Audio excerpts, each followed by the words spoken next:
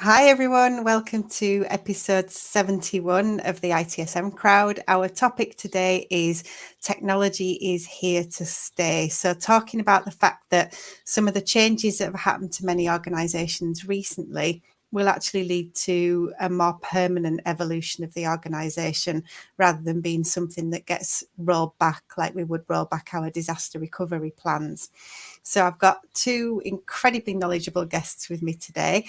I've got Barclay and Dr. Chris Williams. So the first thing I'm going to do is ask them both to introduce themselves.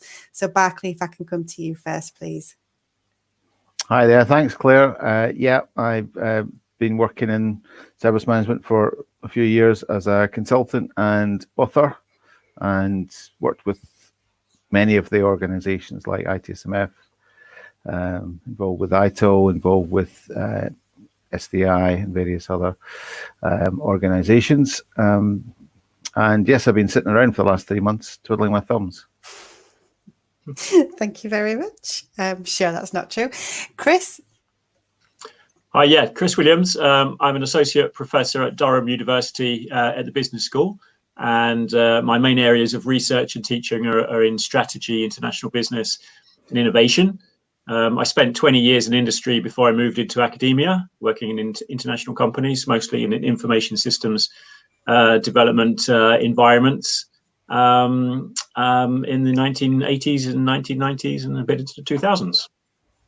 Thank you very much. I'm Claire Agutter. I'm going to be the host for today's session.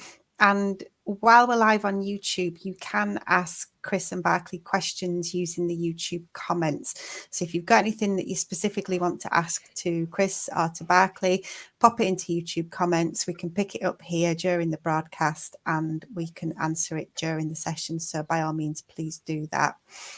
So Chris, obviously you're in the university sector. Barclay, I know you've got a lot of experience there. So one of the things that I thought would be nice to touch on is just the transformation that's happened in the higher education space. I guest lecture for a university in Estonia, and I know for my short module, we had to change that completely from face-to-face lecture days to a mixture of e-learning, Microsoft Teams sessions, online collaboration. So what has changed? And Chris, maybe if I can come to you first with that, please. Well, as a consequence of the most recent events and the pandemic, we've seen an incredible adaptation, reaction towards online delivery. And we see that across the sector, and we see it across countries around the world. Some institutions may have been slightly quicker than others. Some institutions may have been slightly better prepared. No one really saw the event coming, but that's been the big thing. And I think that's mostly done and dusted now. I think we're approaching the end of the academic year in many, at least in the UK, and perhaps many other places in the world too. And people are now looking to the midterm and what it means for new intakes of students coming in. So there's a lot of preparation work and scenario planning, because nobody really knows for sure how this is going to pan out towards the back end of this year. We don't know if there's going to be a second wave. There's some evidence and some data out there on students' wishes, international students particularly.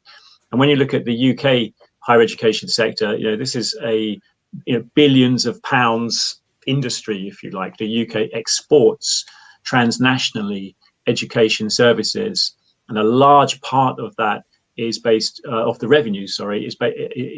Comes from international students, and that includes accommodation fees these days as well.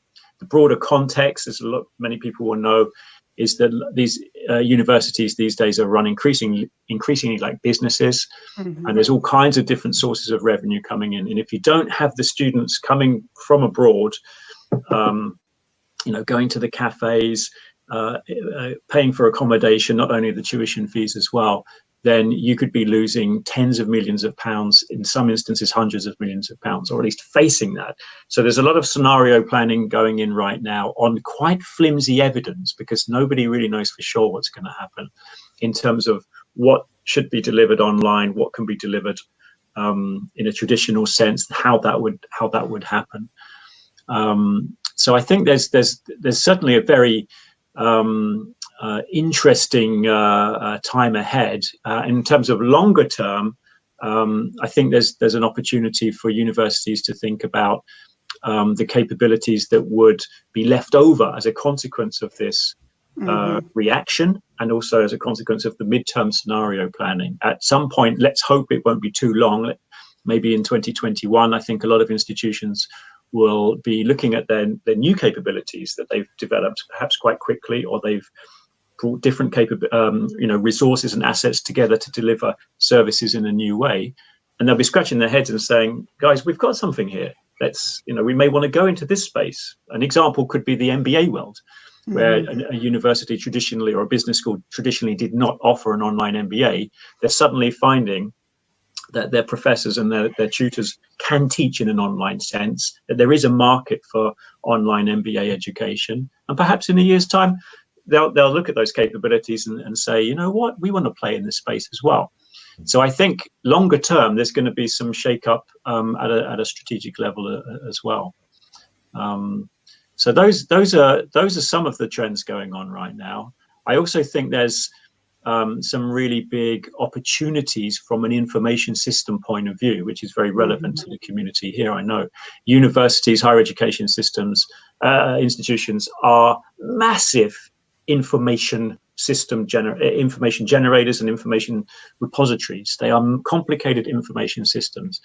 And my perspective, particularly having come from an information and system engineering environment in industry and coming into this sector and worked in different countries, is that there's a lot of qualitative, there's a lot of unstructured information, data from lots of different sources that isn't really harnessed in the most appropriate way. I think there's still a lot of opportunities for higher education institutions to use technology, new processes, particularly in data analytics, and understanding, how, students' education journeys, education pathways can be made more effective, more personalized, more customized for individual students.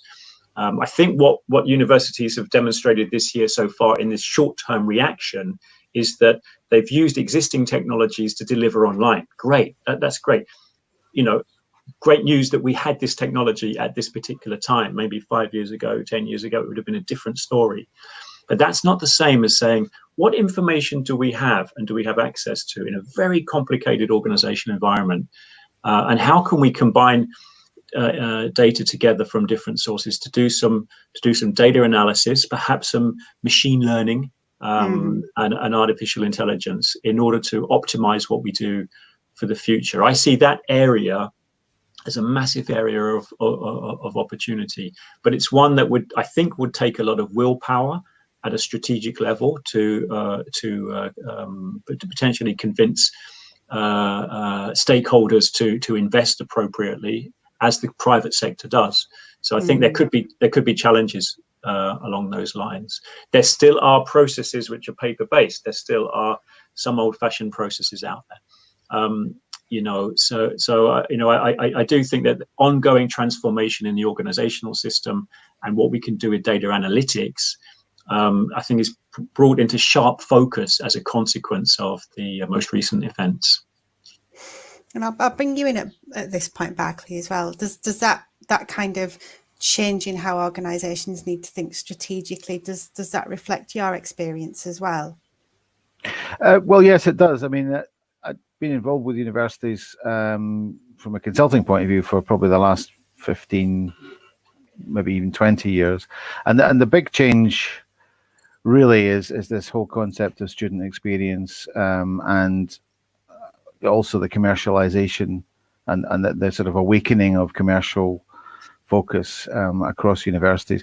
I mean, the last point you made there, Chris, about the need for the kind of higher echelons of university organizations to appreciate this.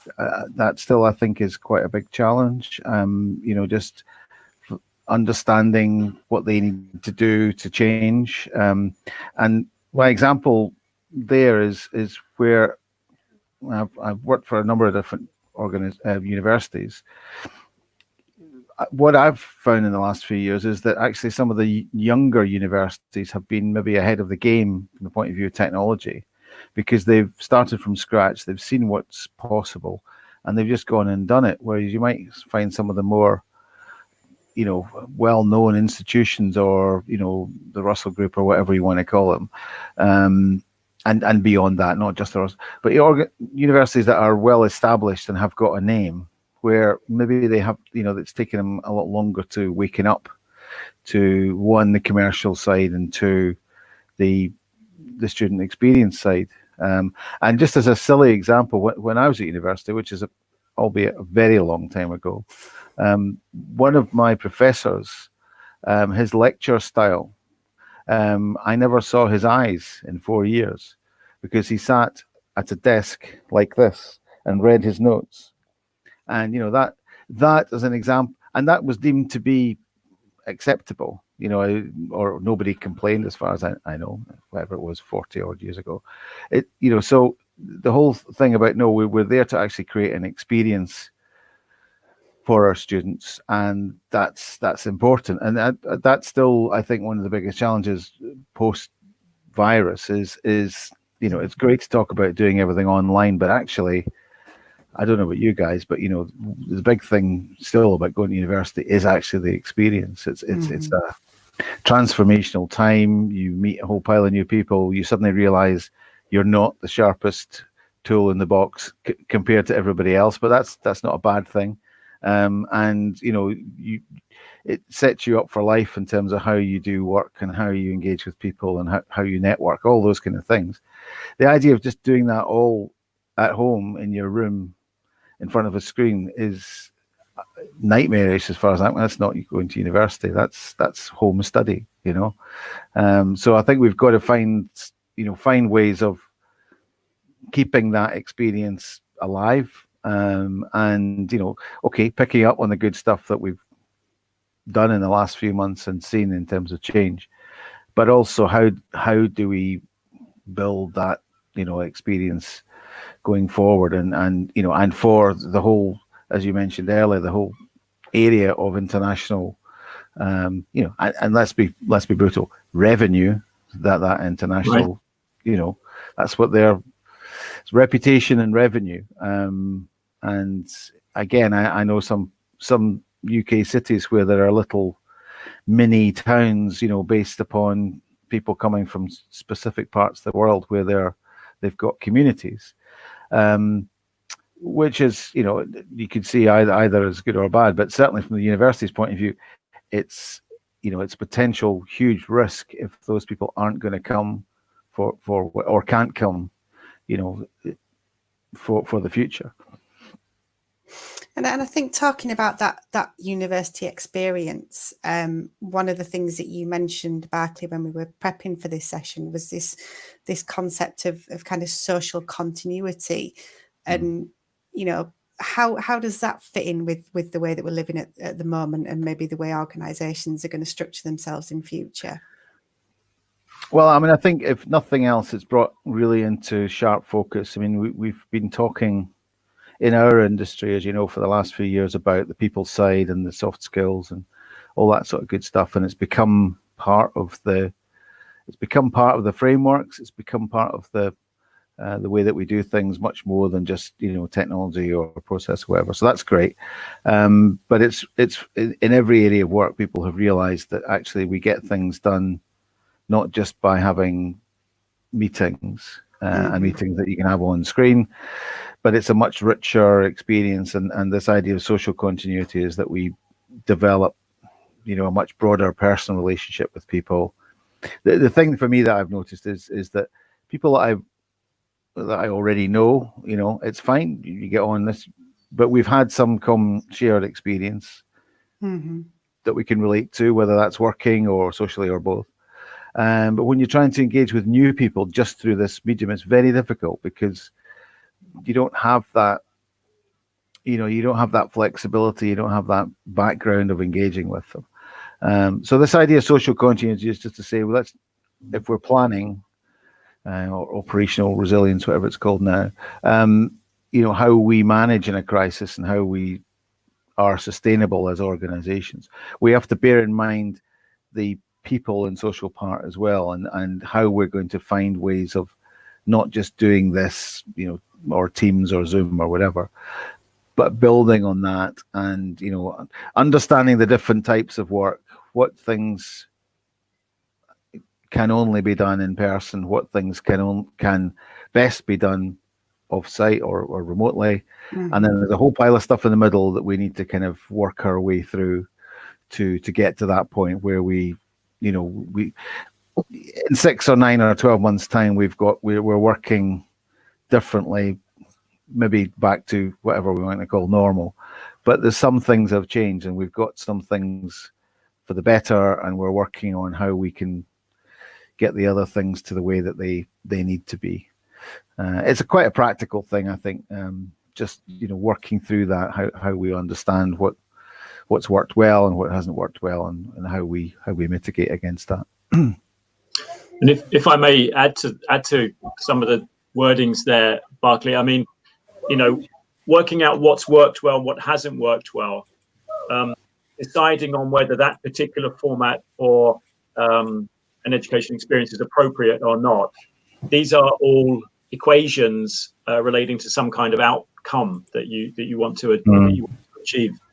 And my view is that the information to help you make those decisions when you design education experiences, that information does exist.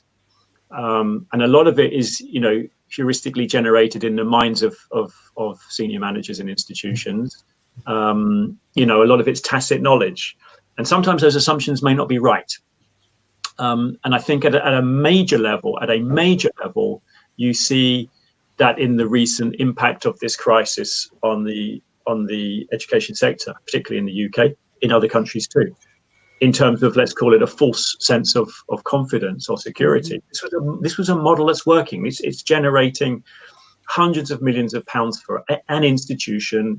I'm not going to say my institution, an institution. We've got a complete business model based on this, and it only took one virus, right, but a pretty horribly deadly one, to completely change the nature of that. So some strategic repositioning of the mindset towards proactive resilience is needed, and I think that the more program level decisions about what we offer online versus offline, or the blend of options in the middle, those decisions can be informed by data and by combining data in the right ways. And don't forget, there's a particular entity in all of this equation that's sometimes overlooked, and that is the human being called the student. Okay, That is a person that's come from a former life, enters your institution, has a whole load of experiences, and progresses and leaves. In the MBA world, the progress of that student, attempts are made to track that through questionnaires and surveys issued, for example, by the Financial Times, and that's a measure of your rankings. Some of those questions can be debated, some of them are criticized for being a bit crude, but nevertheless, there is an institutional force out there that ranks you based on the way the graduate has perceived their experience. So there's a lot of data out there that can be generated from at the individual level about perception data about what has worked and what hasn't worked and why it's worked for them.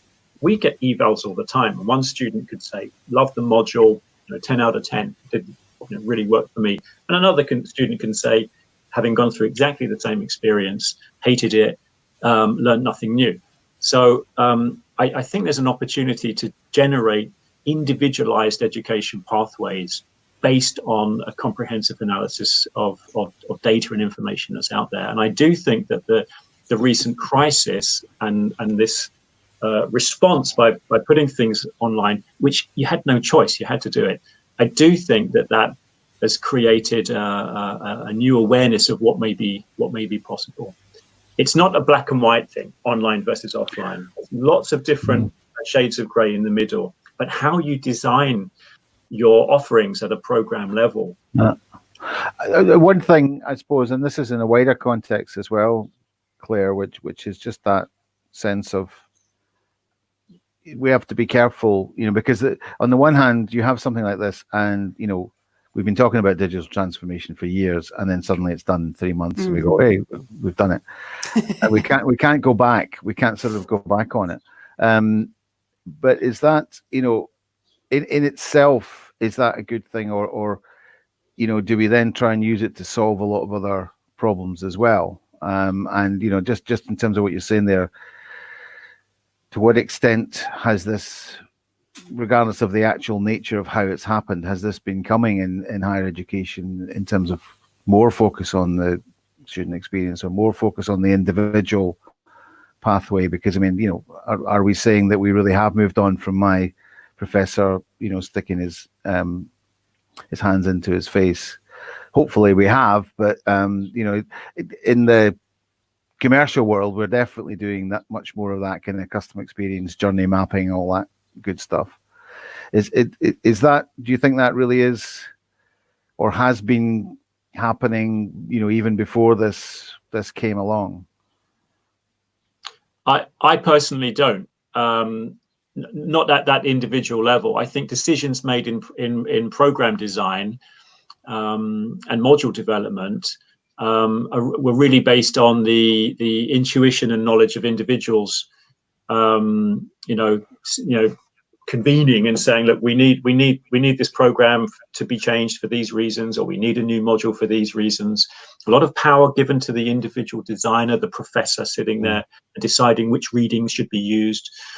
We don't have that effect anymore, but you may have a module where the reading choices, like 99% of those decisions were made by one individual. So the preference of that individual is really what the students will receive.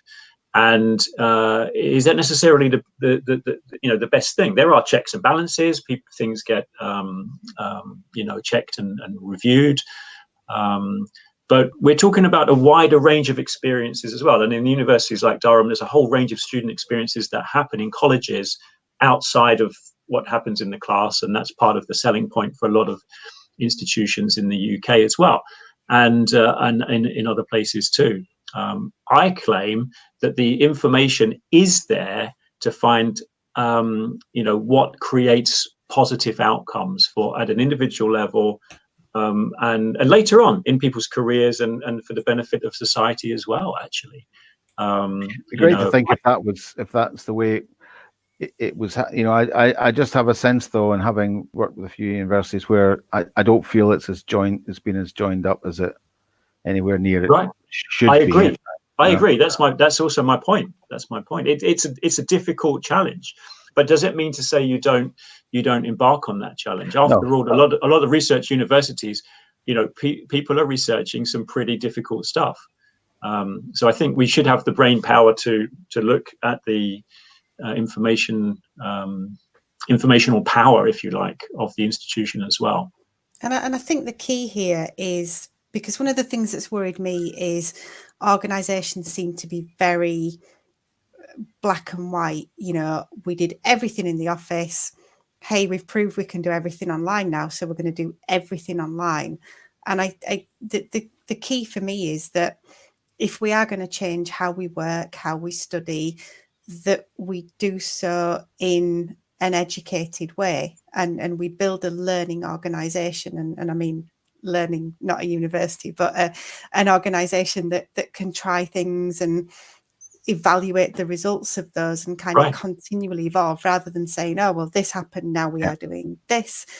Where's the data that we're making those decisions based on? Precisely. Absolutely. And I think for, Barclay, I don't know if you've got any advice about building that learning culture, the kind of things that organisations need to do. Yeah, well, two things. One related to the university environment. A few years ago, I was doing service catalog project at the university, and thank goodness we did, because we created a catalog, and well, I've done a few with universities, but just at the time when there was a new project about to start, and budget was identified for it and everything. It's quite a lot of money. And when we did the catalog, we realized that they already had that application and that process, that educational process was already defined in that university. They just didn't know. Mm-hmm. So bringing together your information as much as possible about what having some holistic way of looking at it, I think, is important. But for the future, I mean, and out of this crisis, I just got a really simple one, which is to say, let's just sit and write down the things that we know have been good and better and successful during this period. Lots of things that we have done, and there are some aspects of this experience that are actually better, no doubt about it. But then then write down the ones that are definitely worse. And out of that, start to build a plan about, okay, what are we going to try and keep, and how do we have work towards ensuring that we fix the other stuff. There'll be lots of stuff in the middle, but that's the stuff to be considered during this time. And I think with that approach, then there's going to be benefit coming out, and ensuring that we do the right things going forward. And Chris, what kind of advice would you give organisations at the moment? Where should they practically be taking steps? Yeah, it's a great question, because everybody's still in this sort of emergency kind of mentality at the moment. But I think spend a little bit of time each week as a top management team and step out of the short term and keep focused 3 to 5 years out. And the seeds of the investments, which will really pay back in that time, will start now, while you're in the crisis, while you're in the trenches. And coming back to the theme of some of the things we've discussed, investing now in the kind of things Barclay said, and an information audit, and the development of new knowledge management systems, and perhaps processes that will underpin a learning orientation based on a tangible investment in knowledge management systems will, in my view, go a long way. As I said, it's not just about we can teach online now. Mm-hmm. It's what opportunities has this created for the longer term, and how can we use information in a considered way in order to make decisions that will have positive outcomes for our students, for our staff, and for the wider societies in which we operate. Thank you. So we're kind of coming to the end of the 30 minutes now, which, as always, has absolutely flown. So we are very grateful to both of you for sharing your time with us. Barclay, where can people go to find out a little bit more about you? Have you got any resources that you want to share? Well, I'm on Twitter and LinkedIn, just at Barclay Ray. My website is barclayray.com. Lots of the stuff I've had on there for years that people can just use, free to air. So barclayray.com. Yeah. Thank you very much. And Chris, anything that you want to mention to people? Well, I'm certainly on LinkedIn if anybody ever wants to connect. And in terms of my research output, you can see that on Google Scholar, actually, if there's anyone interested on the research side. Fantastic. Thank you both very much. Thanks. Our next episode hasn't been officially scheduled yet. I'm thinking about doing a COVID-free zone, because we've spent the last few episodes talking about the impact on organisations, and now on this one a little bit more of a look to the future and a bit more strategic. So we might even go back to some service management basics in the next episode. But if you keep an eye on the ITSM Zone Twitter, you'll see that one come through when we scheduled it. So thank you so much to those of you that have been watching. Thank you, Chris. Thank you, Barclay. Really appreciate your time. And I will see everybody on the next episode of the ITSM Crowd. Thank you.